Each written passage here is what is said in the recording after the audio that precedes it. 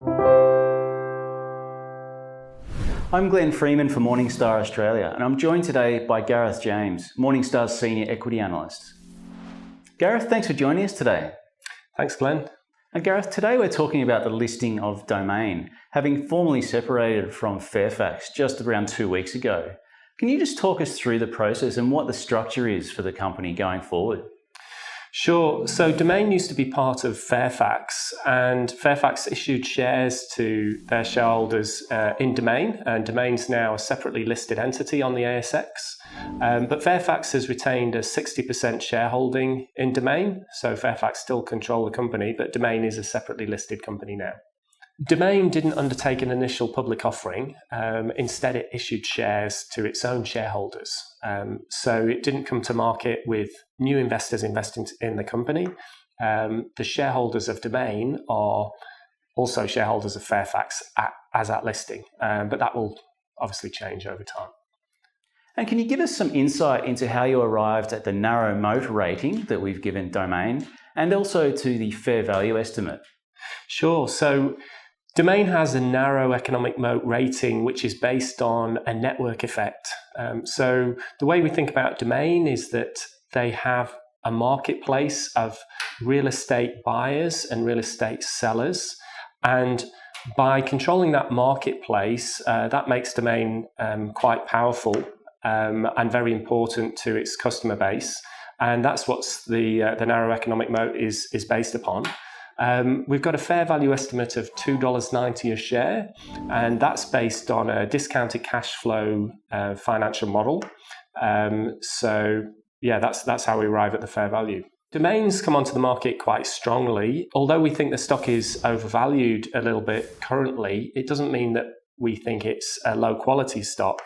But we do think it's a bit overvalued at the moment. The price to earnings or PE ratio is about 40 times, which implies extremely high earnings growth for the stock. And that earnings growth that's implied by the share price is above what we think is realistic and what's priced into our financial model.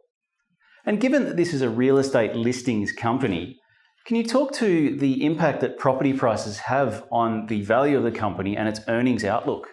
Yeah, sure. So Domain primarily charges real estate vendors to list their properties on its website. And that's where most of its revenue comes from. And we expect that to be the strongest area of growth going forward. So in the long term, we expect population growth in Australia to continue at about 1 to 2% a year. And we expect a similar growth in the number of dwellings in Australia. So that should support good long-term growth for Domain. The other really important thing to understand about Domain is that Domain's fees for listing on its website are relatively small as a proportion of the selling costs of real estate. So we think there's quite a lot of potential to increase its fees going forward.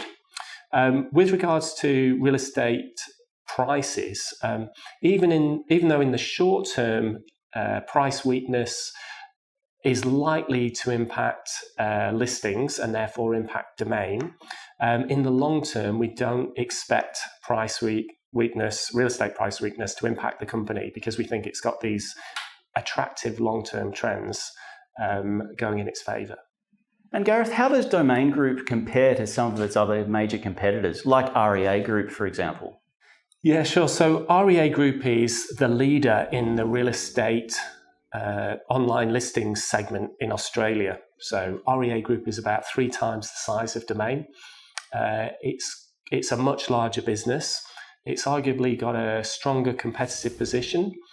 It's got many more premium listings. So that's real estate that's where people have paid quite a lot to list their property because it's a much fancier advertisement on the website.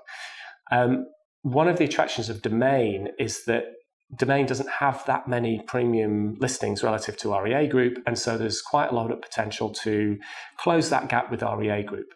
So looking forward, even though we think REA Group will remain the leading player, we think Domain could grow more quickly as it catches up with REA Group's dominant position in the market.